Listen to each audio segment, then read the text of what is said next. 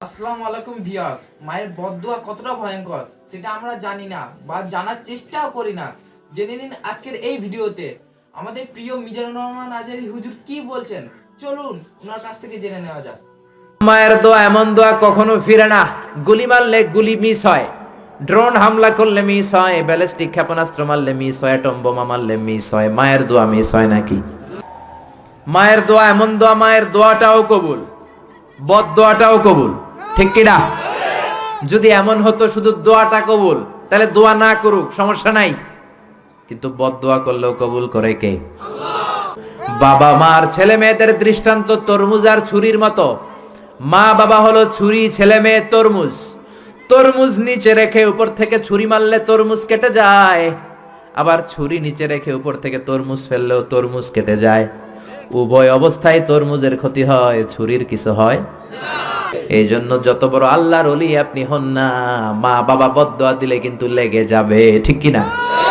বনি ইসরায়েলের একজন আবেদ ছিল, নাম জুরাইজ। জুরাইজ সে একজন অনেক বড় আল্লাহর ওলি। তাহাজ্জুদের নামাজ পড়তো রাতে। তাহাজ্জুদের নামাজ ছাড়া আল্লাহর ওলি হওয়া যায়?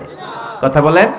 ওমিনাল লাইলি ফাতাহাজ্জাদ বিহি নাফিলাতাল লাকা আসা আন ইয়াবআসাকা রাব্বুকা মাকামাম মাহমুদা। তাহাজ্জুদের নামাজ যদি আপনি পড়েন, আপনার মর্যাদা বাড়িয়ে দিবে কে? আল্লাহ। এ আল্লাহর ওলি জুরাইজ থাকতেন পাহাড়ের উপর। পাহাড়ের উপরে তাহাজ্জুদের নামাজ পড়ছেন। ইন দা মিন টাইম ওনার মা ওনাকে ডেকেছে, ইয়া জুরাইজ আশরিবনি ময়া, পানি খাওয়া। জুরাইজ মনে মনে ভাবে, হায় হায়, নামাজের মধ্যে দাঁড়ালাম, এখনই মায়ের তৃষ্ণা লাগলো, কি করব? মায়ের ডাকে সাড়া দেব নাকি নামাজ চালিয়ে যাব? জুরাইজ মনে মনে ভাবে, কিছুক্ষণ পরে যে মাকে পানি খাওয়াবো, আগে নামাজটা পড়ি। কিছু সময় পর তার মা আবার ডাক দিল, ইয়া জুরাইজ। জুরাইজ আবার বিপদে পড়ে যায়, হায় হায়, কি করব? নামাজ পড়বো নাকি মারে পানি খাওয়াবো? আবার সিদ্ধান্ত নিল, না না, নামাজটা শেষ করে যাব। 3 বার ডাকার পরে জুরাইজ নামাজের কারণে মায়ের ডাকে সাড়া দেয় নাই। মায়ের মনের মধ্যে দুঃখ লেগেছে, মা তার মনে কষ্ট পেয়েছে। মুহূর্তের মধ্যে মা 2টা হাত তুলে আল্লাহর কাছে বদদোয়া দিয়েছে। কবুল করে নিয়েছে কে? আল্লাহ। ওই যে বলছি, মায়ের দোয়াও কবুল, বদদোয়াও। উনি দোয়া করলেন, আল্লাহুম্মা লা তুমিথু ইল্লা আন তুরিয়াহুল মুমিসাত। ও আল্লাহ, 3 বার ডাকলাম, পানি খাওয়ালো না, আমার মনে বড় দুঃখ লেগেছে। আল্লাহুম্মা লা তুমিথু ইল্লা আন তুরিয়াহুল মুমিসাত। আমি বদদোয়া দিলাম, বেশ্যা নারীর ফিতনায় না ফেলে জুরাইজকে মরণ দিও না। কবুল করে নিল কে? আল্লাহ। মা দোয়া করছে, আল্লাহ আমার ছেলেরে তুমি বেশ্যা নারীর ফিতনায় ফেলে দিও। ঠিক তার 3 দিন পরে এক বেশ্যা নারী এসে তার দরজায় নক করতে শুরু করছে। তাহাজ্জুদের নামাজের পর জুরাইজ দরজা খুলে দেখে এক বেশ্যা নারী। বেশ্যা নারী বলে, দেখো আমি কত সুন্দরী, অনন্যা, সুস্নিগ্ধা, প্রিয়ংবদা, সুহাসিনী, সুকেশিনী, সুভাসিনী, অসূর্যম পশা, কাক পক্ষীও টের পাবে না, কেউ জানবে না তুমি আমার সাথে অপকর্ম করো।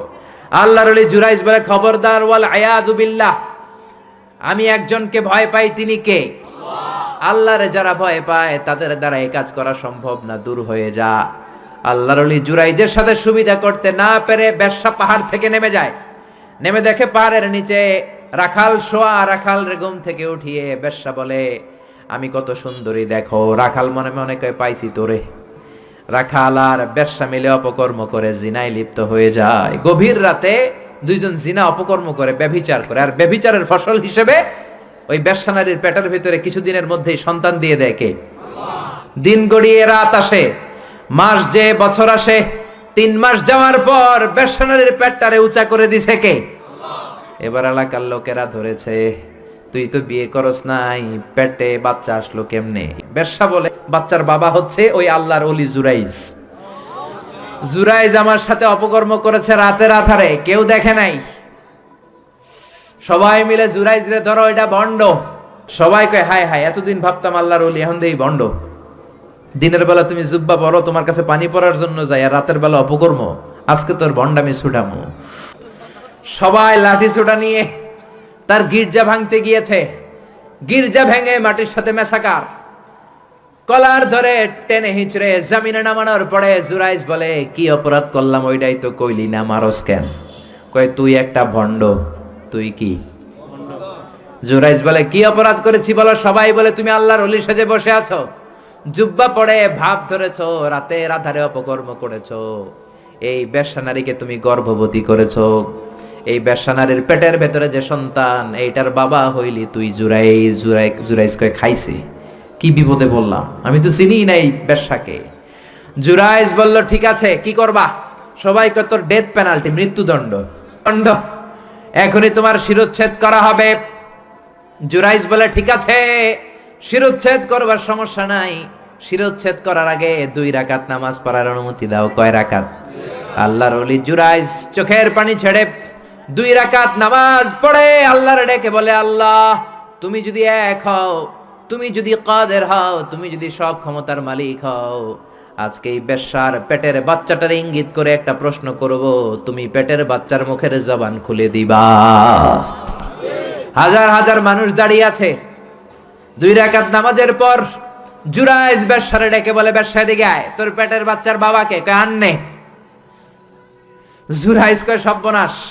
এবার বলে আরো কাছে আয়। কাছে আসার পরে বেশ্যার পেটের দিকে ইঙ্গিত করে পেটের বাচ্চারে ডেকে বলে, কুলমান হুয়া আবুক, তোমার বাবাকে বলো। সবাই হাসে, সবাই কয় পেটের বাচ্চা, 3 মাসের বাচ্চা, এটা তো মানুষই হয় না, এটা এখন রক্ত মাংসে ছোট্ট একটা গোশতের টুকরো, এটা কথা বলবে কেমনে? জুরাইজ ডেকে বলল, পেটের বাচ্চা, তুমি যদি এক আল্লাহর আদেশে মায়ের পেটে এসে থাকো, তোমারে প্রশ্ন করব, তুমি উত্তর দাও। মান হুয়া Abu, who is your father? তোমার পিতাকে? হাজার হাজার মানুষকে তাজ্জব করে বেশ্যার পেটের ভেতর থেকে মানুষের মতো আওয়াজ আসতে শুরু করলো। পেটের ভেতর থেকে ছোট্ট বাচ্চা বলে, আনতাল আস্তাবি, আপনি আমার বাবা নন। ওই যে সিপাহি দাঁড়ায় আছে, আর রাই হুয়া আবি, ওই রাখাল হলো আমার বাবা। আল্লাহু আকবার। সবাই বলে, জুরাইজ তুমি তো ভণ্ড না, আসলে আল্লাহর ওলি, আমাদেরকে মাফ করে দাও, তোমার গির্জা আমরা স্বর্ণ দিয়ে বানায় দেব। জুরাইজ বলে, স্বর্ণ দিয়ে বানানোর দরকার নাই, মাটি দিয়ে বানায় দিলেই চলবে। ও মিয়া, এত বড় আল্লাহর ওলি, উনিও মায়ের বদদোয়া থেকে রেহাই পায় নাই। বুঝতে পেরেছেন? মায়ের বদদোয়ার কারণে অপদস্থ হওয়া লেগেছে। চিল্লায় বলেন ঠিক কি না? ভিডিওটি ভালো লাগলে লাইক, কমেন্ট, শেয়ার করবেন এবং নিত্য নতুন ভিডিও পেতে আমাদের চ্যানেলটিকে সাবস্ক্রাইব করে দেবেন এবং পাশে থাকা বেল আইকনটিতে ক্লিক করে দেবেন।